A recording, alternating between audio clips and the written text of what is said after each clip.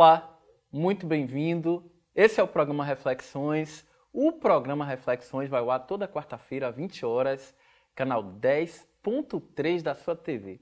TV Quirimuri, o canal da cidadania. E aqui eu quero mandar um abraço para todos da Cuida e Amor.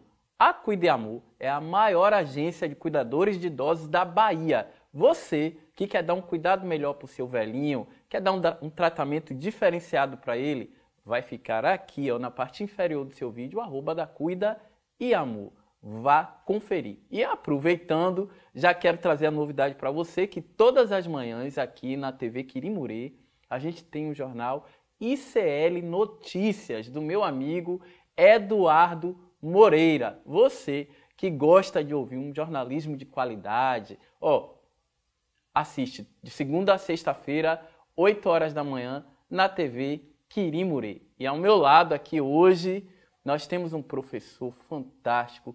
Me tornei fã dessa figura, tá bom? Estou com o professor Erivaldo Oliveira. Vou pedir para ele se apresentar para vocês e a gente vai descortinar aqui um papo super legal. Professor, muito boa noite. Bem-vindo ao programa Reflexões, tá bom? É com o senhor. Muito obrigado, meu querido. Obrigado a todos os telespectadores. Eu sou Erivaldo Oliveira, nasci em Santo Amaro da Purificação, sou economista de formação, cultura afro na veia e fui do Banco do Brasil e eu acredito sempre que o jovem ele precisa galgar as posições. Sim. Porque nenhum negro nesse país, com as exceções, nasceram ricos, nasceram poderosos. Sim. Foi necessário muita luta para a gente chegar no patamar que nós chegamos. Então, nós temos que cada vez mais incentivar os negros e negras a buscar o seu patamar, o seu lugar de voz, o seu lugar de fala. Muito bom ouvir isso. Professor, eu já vou começar com uma pergunta direta. Quais são os desafios que os jovens comunicadores, principalmente negros, enfrentam no mercado atual?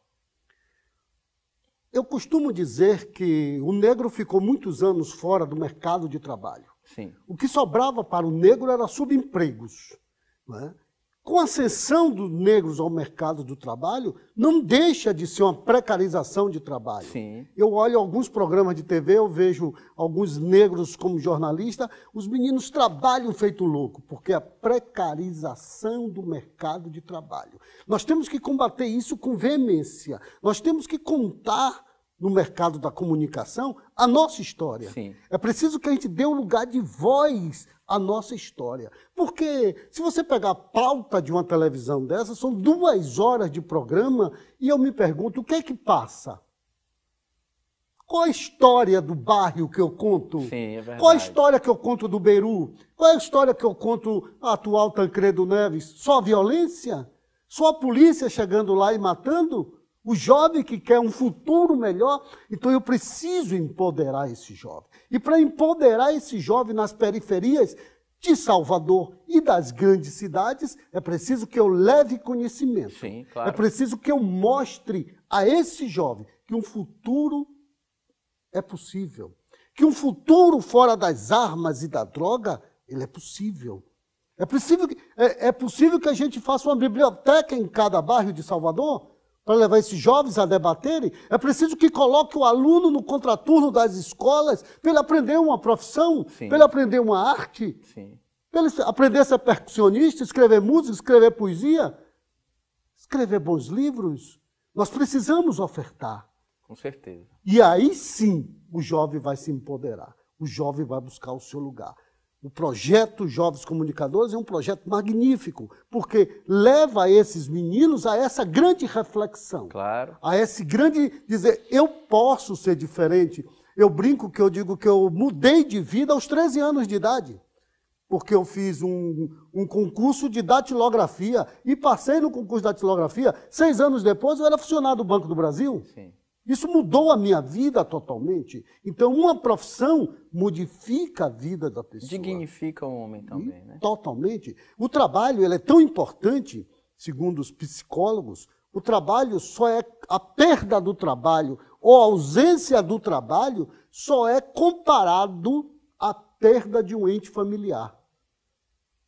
Porque o trabalho, a ausência do trabalho dói na sua dignidade, na alimentação, no sustento, e você adquirir aquilo que você gosta, de você comprar um bom livro, uma boa revista, de você comprar um bom DVD dos músicos.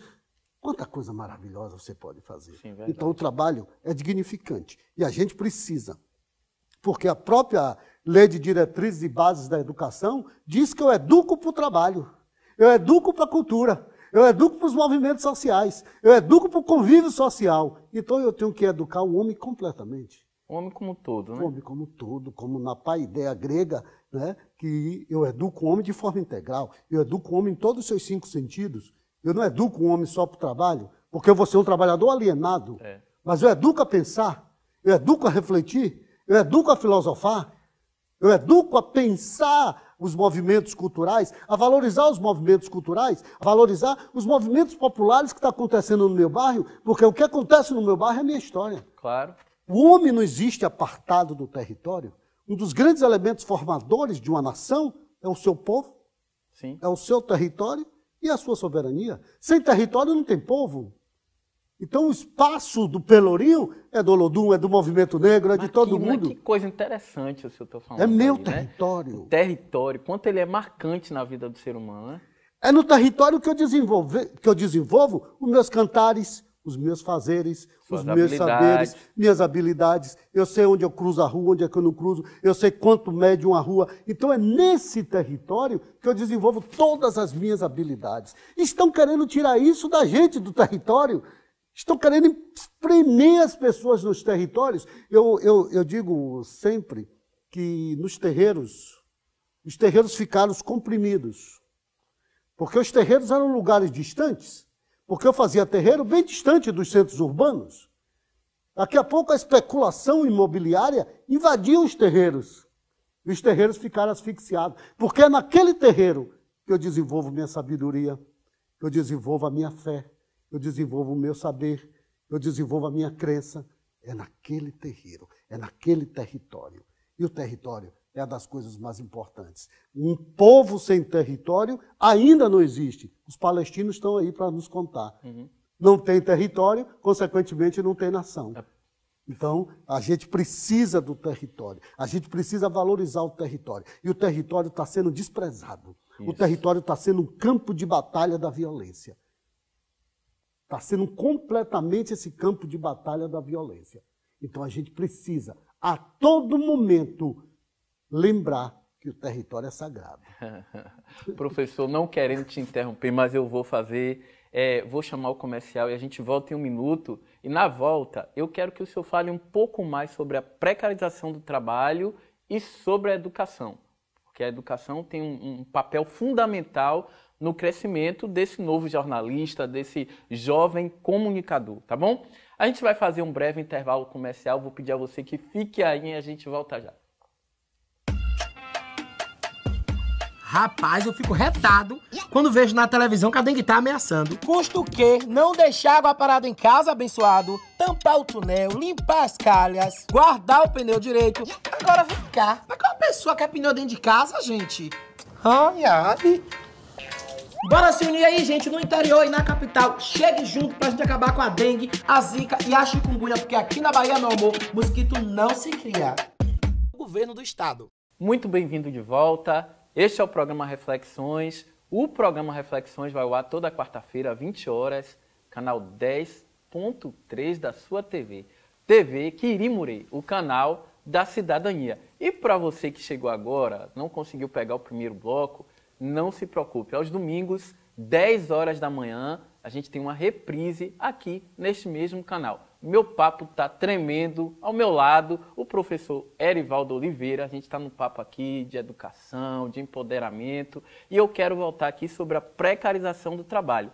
É verdade que alguns jovens têm se colocado agora como jornalistas, grandes comunicadores, e há realmente, de fato, uma precarização do trabalho. Ganham pouco, trabalham mais, chegam 6, saem meia-noite. Como é que o senhor vê isso no meio jornalístico hoje?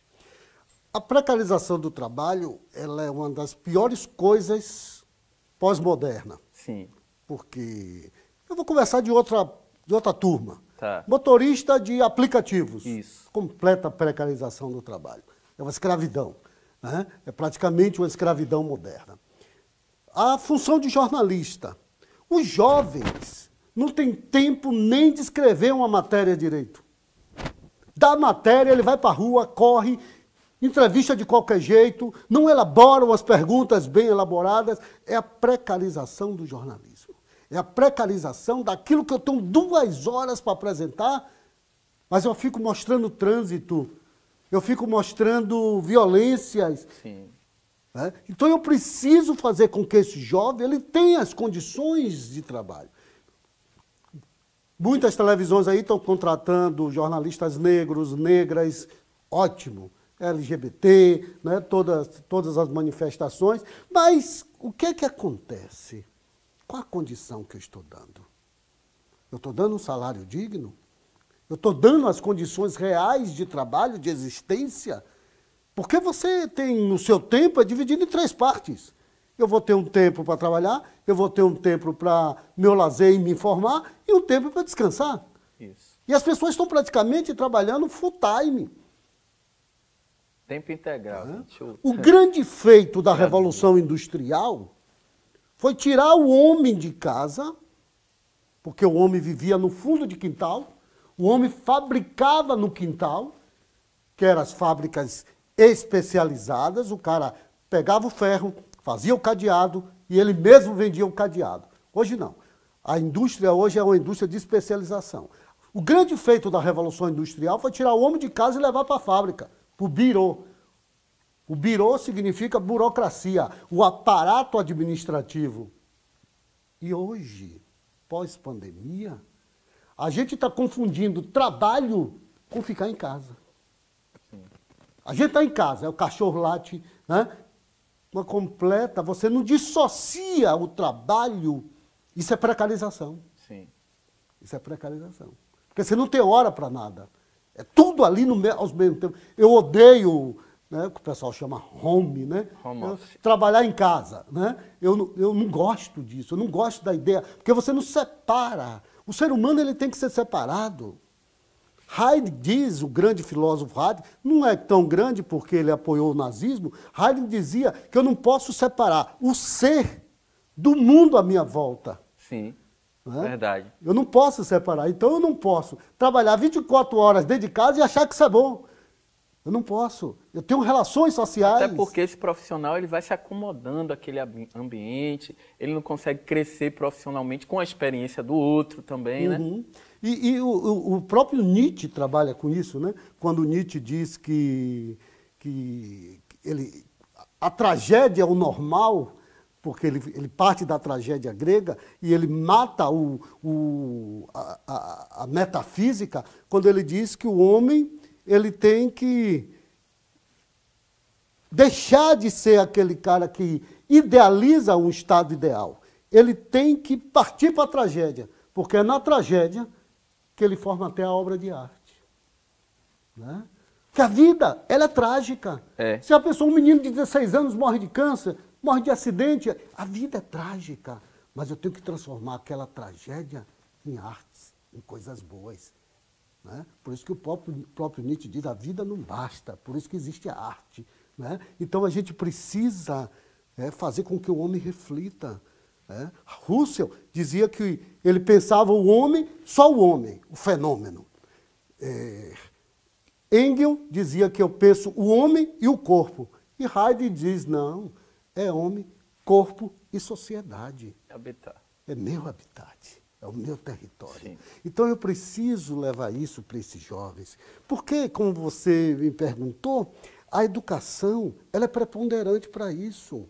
Eu tenho que ensinar o jovem a pensar fora da caixinha. Sim. Eu tenho que ensinar os jovens a ter uma nova concepção da sociedade. A gente está muito num determinismo pré-idade média. Não, a vida é assim mesmo. A vida não é assim. A gente está transformando ela desta forma. Então eu preciso levar uma educação de qualidade, porque eu só formo um bom trabalhador com a boa educação. Eu não formo um bom educador com a educação relapsa, com a educação, não no sentido de frouxidão, mas no sentido de levar a pensar. Não adianta você ensinar as 4 operações a um menino e ele mostre ele como ele aprender. Mostre ele, como Paulo Freire diz, né? Mostre como ele deve deduzir. O diálogo de Platão é isso. Sim. O que é o diálogo de Platão? Ele vai conversando com o analfabeto, daqui a pouco o analfabeto está calculando até a área do triângulo, porque é um diálogo. Eu vou mostrando a ele... Troca, né? É uma troca. Vou mostrando a ele como fazer a vida. Eu vou mostrar a ele como melhorar o meu território, como melhorar a violência no meu território. Você sabia que no Beiru, aqui em Salvador, eu chamo Beiru porque é um nome antigo, né, que hoje é o bairro de Tancredo Neves, no Beiru tem uma pinacoteca do Beiru, com um grande artista plástico que tem lá, ele pinta lá no MAN, ele faz pinturas no MAN. Então, a gente precisa levar isso para os territórios. Não é levar só a praça, senhores prefeitos e prefeitas. É levar a cultura. A praça tem que ser ocupada.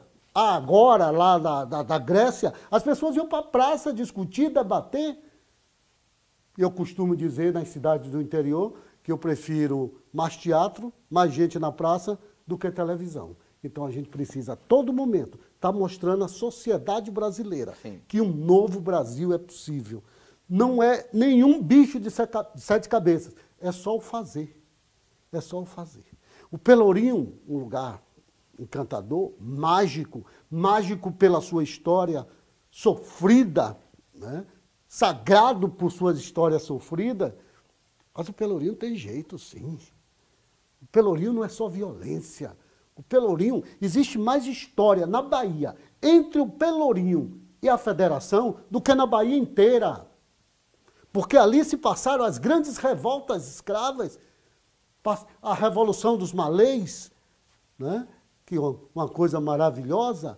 Então a gente precisa, e a comunicação é fundamental. Os negros, os pretos e pretas dessa Bahia se comunicam desde sempre. Os muçulmanos, a revolta dos malês, a maioria eram muçulmanos.